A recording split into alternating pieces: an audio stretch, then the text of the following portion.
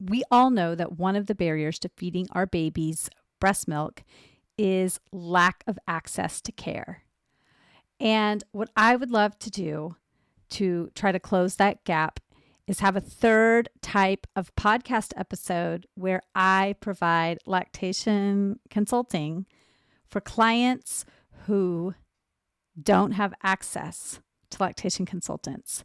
Either they don't have insurance or their insurance does not cover lactation consulting for whatever reason. So if you are in this position, or you know somebody who is, and you would love to do a consult with me, and you don't mind being recorded, both your voice and video, and have it aired on the podcast, reach out to me so that both you and the people listening can benefit from that consult. Do you worry about weight loss during the postpartum period, and particularly while you're breastfeeding? I have been seeing a lot of questions about this in various breastfeeding specific groups. And in a world where we cannot get away from talk about weight loss, I get it. So I'm going to try to navigate these waters as carefully as I can and try to do it in a way that is not triggering to anybody who has struggled to be okay in their own skin and who misses their old body pre-children and who has just wondered what the research is about this, while also honoring what I believe is the true heart of the matter here. So if you're wondering what that is, let's get into it. Have you ever stopped to consider why so many humans struggle to feed human milk to their human babies in recent history? Have you then looked around and noticed that so few animals in the animal kingdom struggle to do the same? My name is Lo Nigrash. I am an internationally board-certified lactation consultant, or an IBCLC, and a childbirth educator, and I have been thinking about this for a long time.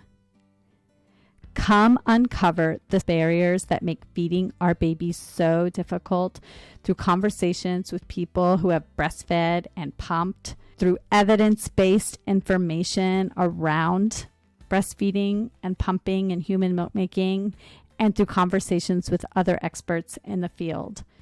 So that one podcast episode at a time, we chip away at these barriers and make breastfeeding easier for everyone. Okay, so in a world where women have historically been expected to have babies without complaint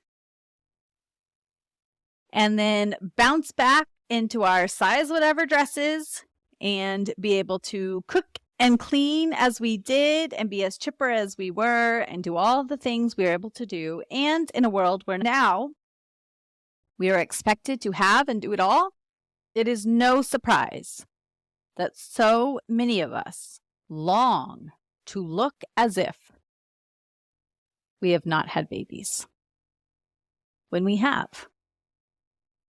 And I see all the time on various postpartum groups or mothering specific groups or breastfeeding specific groups, people asking about losing weight while breastfeeding. Does it really help you lose weight? And then other people jumping on to say, oh, yes, I lost so much weight while breastfeeding. Or, oh man, I haven't been able to lose any weight, but I've heard that you retain the weight while breastfeeding. And it then just becomes another area of confusion for so many people. And this is understandable because whether or not we are able to lose weight is very individual. And so just like when I talk about your baby's weight gain and how your baby is an individual, and so when we look at studies about milk intake and how much they'll take in any individual session, it is the same with weight loss. When we look at studies, we are looking at averages. And one study might have 24 women in it, and another study might have 20,000 women in it. But whichever the case is, these studies are looking at averages. And you are not an average. And your body is not an average. And we cannot expect your body to act like the average of all those other people. We can expect your body to act how your body has acted in the past. And weight loss and food and human milk production, lactation, is complicated. And even postpartum recovery is complicated. There are studies that I was going down a rabbit hole as I was looking at the research and the studies that go into this. And you see your prenatal provider at 6 weeks postpartum, you get your check to say, okay, you are cleared for physical activity. But yet, postpartum recovery is way more complicated than that.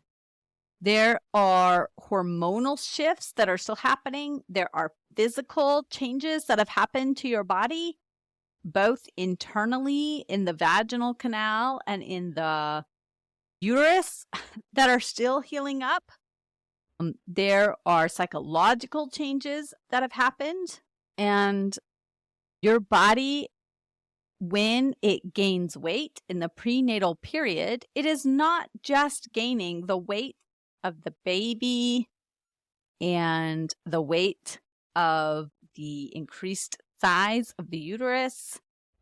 It is gaining weight from increased blood flow and from the additional organ of the placenta and from increased water flow and from increased fluids to various parts of your body, and increased fat stores, which are used to provide nutrition to the baby.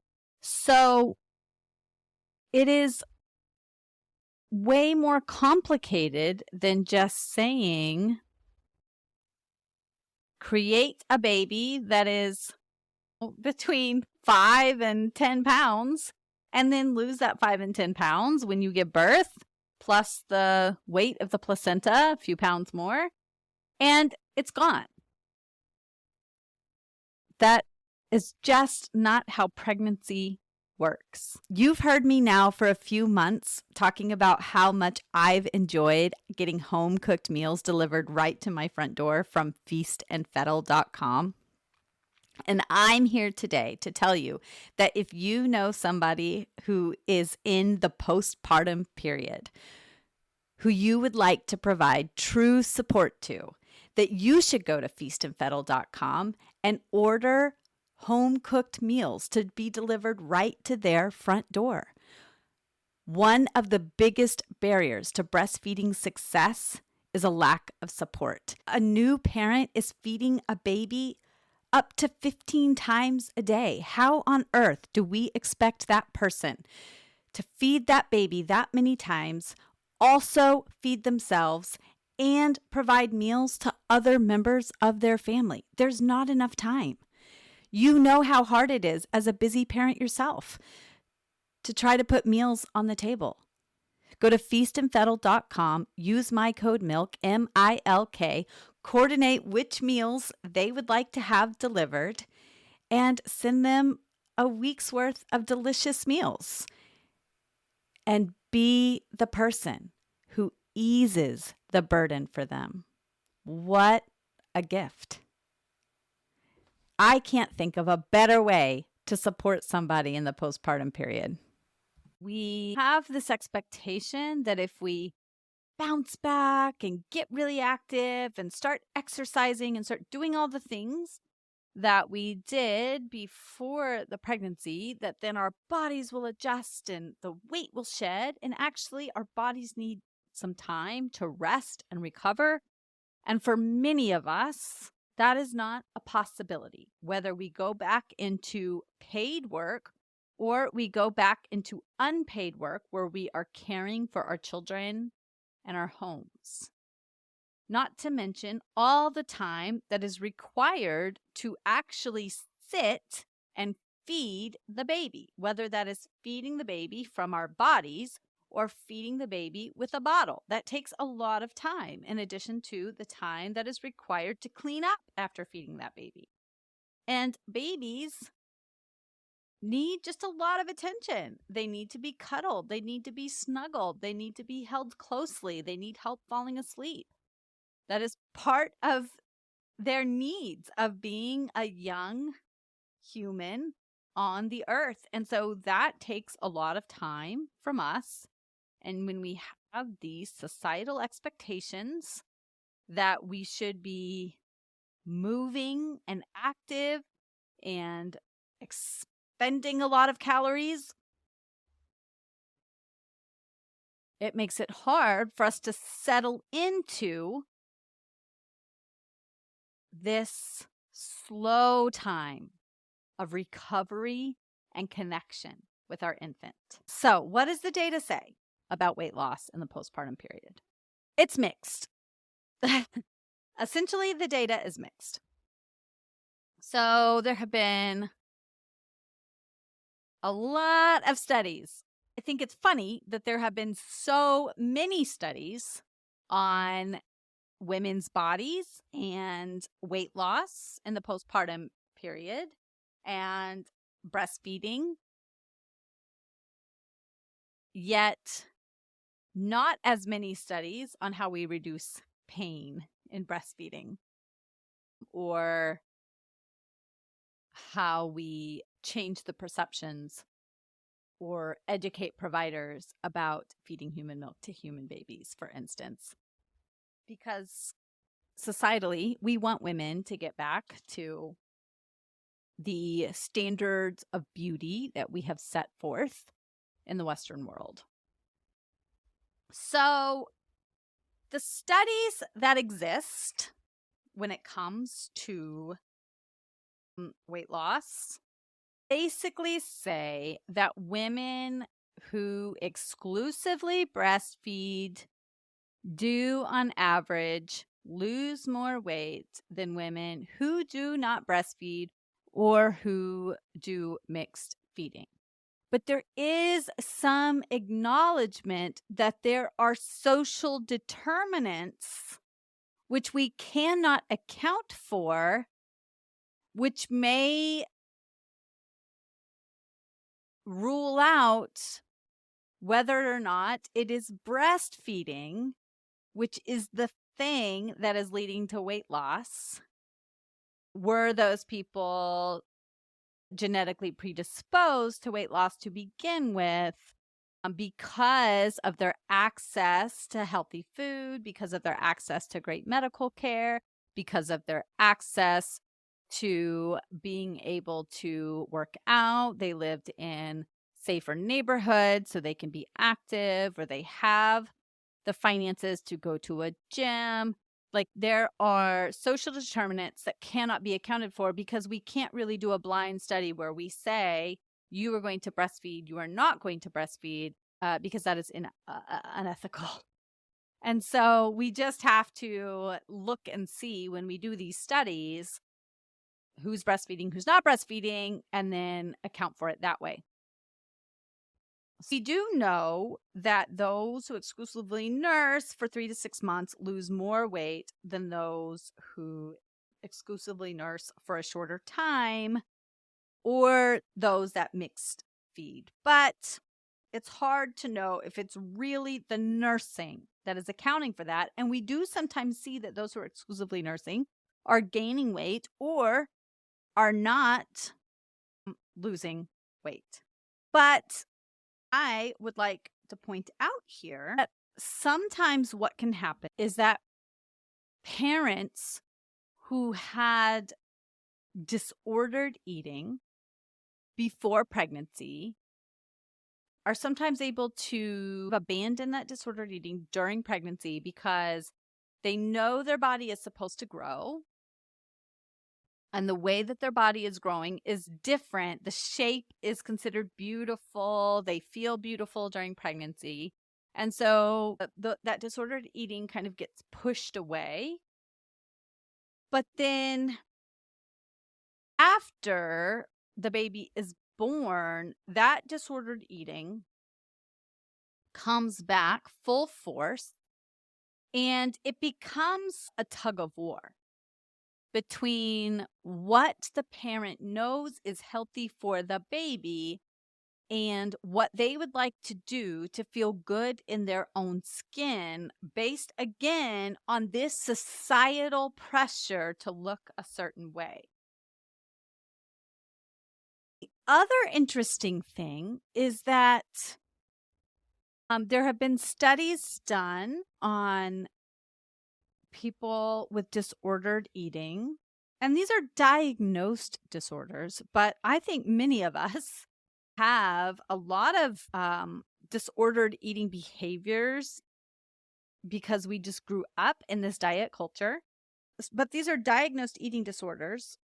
And there was an observational longitudinal study that followed 99 mothers from pregnancy through 1 year after birth. There were 46 that were the healthy controls. They had no diagnosed disorders. 38 had current eating disorders, and 25 had a history of eating disorders. And the researchers discovered that the mothers with a current or past eating disorder were more likely to express concern about their children overeating and becoming overweight, meaning they were passing on their fear about their own bodies to their children. They were also less aware than the healthy controls of their child's signs of hunger and fullness. And then their approaches to nursing were very different. It's something that I'm going to figure out how I can, with as much sensitivity as possible, incorporate into my own practice. Because it said 10 of the 13 mothers in the eating disorder group who nursed their babies fed them on a rigid schedule, whereas only 2 of the 18 mothers in the healthy control group nursed by the clock. The researchers noted, and I'm reading this from Nancy Moorbacher's book, Breastfeeding Answers, a Guide for Helping Families. The researchers noted that using a rigid feeding schedule, which was recommended by healthcare providers, which often is, led to confusion and anxiety in the mothers with an eating disorder. When the babies showed hunger cues outside the recommended feeding times, some expressed guilt because they interrupted their baby's behavior because they interpreted their baby's behavior as signs of an infant eating disorder that arose from their own conflicts with food or as signs of their own inability to meet their child's needs. The mothers in the eating disorder group were 4 times more likely to rate their baby as a fussy eater compared with the controls. So this idea that we need to lose weight quickly and look as if we have never given birth when we have, and some of us multiple times, is impacting, for some of us, the way we feed our babies. And I am not going to lie and pretend like this does not impact me as well, because it does. I have these struggles every single day. My kids are 6 and almost 10, and I still struggle with how I balance healthy eating for myself, healthy eating for them, a good relationship with food, helping them recognize their hunger signals, helping them to see food as something that is both fun and something that fuels our body and a way that we connect with other people. And I don't always get it right for myself or for them, but I know that I am determined to continue to learn how I do this. And as a lactation consultant, when someone comes to me and says, "How do I lose weight while breastfeeding?" I have an obligation to give them evidence-based information about what they can do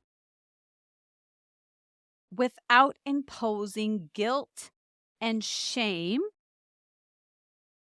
on them for wanting to do this, because we are all in different places when it comes to our comfortability with our own bodies and being okay with the shape of our bodies, the shape and size of our bodies. And there is a lot of conflicting information out there, and most of the information out there, even from healthcare providers and scientists, is saying we should all be losing weight. Of course, I am not going to say to clients who come to me and say, "Oh, how can I lose weight while breastfeeding?" I'm not going to say you shouldn't, because that's not up to me to tell them whether or not they should or should not lose weight. What I will say to them is that it's okay to go slowly. It's okay to feel frustrated if it doesn't happen as quickly as you want. Here are the resources that I have clung on to, like a podcast called Food We Need to Talk, which comes out of WBUR, Boston Public Radio, which I think is a fantastic podcast.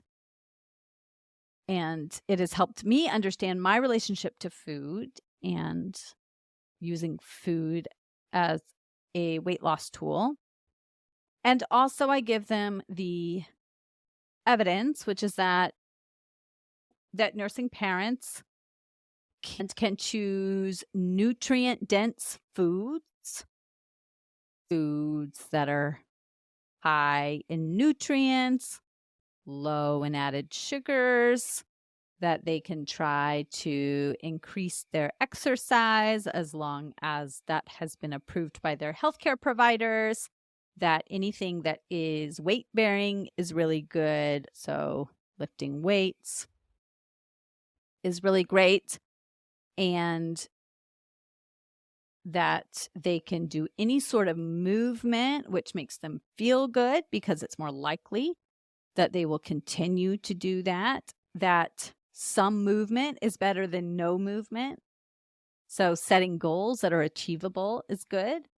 And that they can start by reducing 100 calories a day if they are looking for reduction. But to do that while recognizing that they are also feeding another human being with their body. And that there is a lot going on inside their bodies hormonally, and that they have permission to take it slowly, and that as they are working to change their body, I also encourage them to find appreciation for the body that they currently have, to find clothes that fit them well, and that it's okay for them to love the body they have as they work towards the body that they want. There's no need to punish themselves for having the body that they have, because they did a lot of hard work to create a human. And right now they're doing a lot of hard work to provide human milk for that human. And we forget that. That is no small feat, and it takes a lot of work to do it. It requires sleep deprivation. It is hard on the body. And it is important for people to recognize this, and to recognize this in themselves, and to all give ourselves a little breathing room and a little break, and to know that we will not always be chasing after tiny humans, and that we will have more time for ourselves, more time to go on hikes, more time to go to yoga classes, more time to go to the gym, more time to go swimming, more time to do the things that we love to do when we did not have children, and even more time to cook, and more flexibility to cook the things that we really love as our children grow older. And as I close out, I just would like to remind you that if you would love to start now with healthy foods that you do not have to prepare yourself, but that someone else has cooked for you, and you get to select from a menu of options, try out Feast and Fettle. You can go to feastandfettle.com. Their food is delicious. There are choices that everybody will love in your family. Or if you just want to get food for you and your partner so that you can still serve your children the easy food that's in the freezer, then do that. And you can use my code MILK, MILK, for $30 off your first order of home-cooked meals delivered right to your door. And this is if you live in Massachusetts, Connecticut, Rhode Island, New Hampshire, and now in Maine. Try it out and let me know what you think. Bye.